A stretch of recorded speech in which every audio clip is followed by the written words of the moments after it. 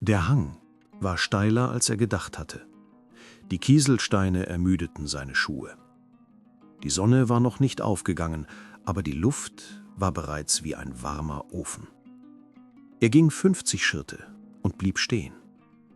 Noch 50. Ihm ging der Atem aus. Und dann sah er es. Mutter Sarah war ganz oben auf dem Hügel. Sie füllte Wasser in ein neues Gefäß, aber das hier war der kalte Brunnen, der 1,5 Wegstunden vom Haus entfernt lag. Selbst die Dorfbewohner kamen im Sommer nicht hierher. Aber da war sie, Mutter Sarah.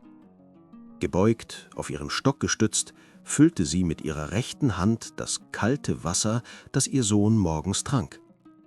Selim konnte keinen Schritt mehr machen. Denn plötzlich traf ihn die Wahrheit wie ein Schlag. Sie hatte den Krug zu Hause gestern Nacht nicht zerbrochen.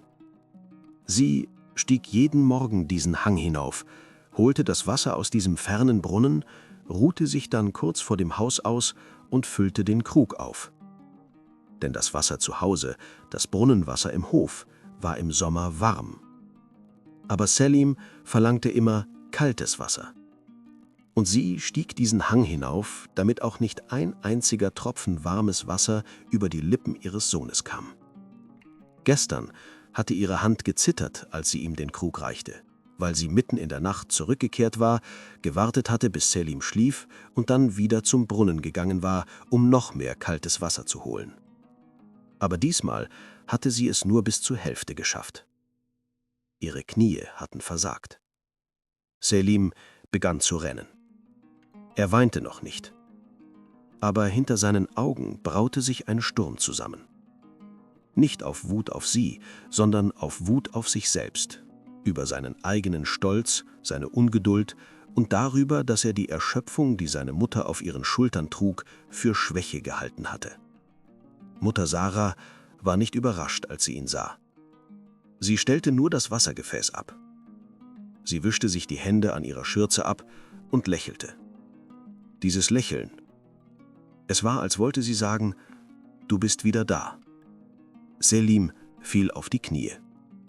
Nicht zu ihren Füßen im Staub, nein, er vergrub sein Gesicht in ihren Händen. Mutter, seine Stimme war gebrochen, wie Glas. Dieser Krug, er räusperte sich, aber die Worte erstickten erneut. Diesen Krug habe ich zerbrochen. Mutter Sarah sagte nichts. Aber sie legte ihre Hände auf den Kopf ihres Sohnes. Ihre Finger, gezeichnet von den Jahren, zitternd, aber warm. Selim weinte in diesen Händen.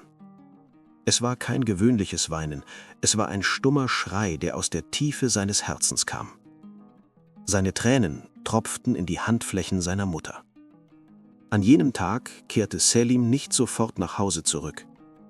Er setzte sich zu seiner Mutter, füllte Wasser aus dem Brunnen und nahm ihren Stock auf seine Schulter. Sie gingen den Hang gemeinsam hinunter. Aber diesmal ging Selim voraus. Den Stock hielt er selbst. Zu Hause sammelte er die Scherben des zerbrochenen Kruges in einem Sack. In jener Nacht schmiedete er in seiner Werkstatt einen Rahmen aus Eisen. Am nächsten Morgen ging er zum Töpfermeister. Füge diese Teile zusammen. Verbinde die Risse mit diesem Eisen. Der Meister war überrascht, aber Meister Selim, der Krug wird undicht bleiben, das Wasser wird herauslaufen.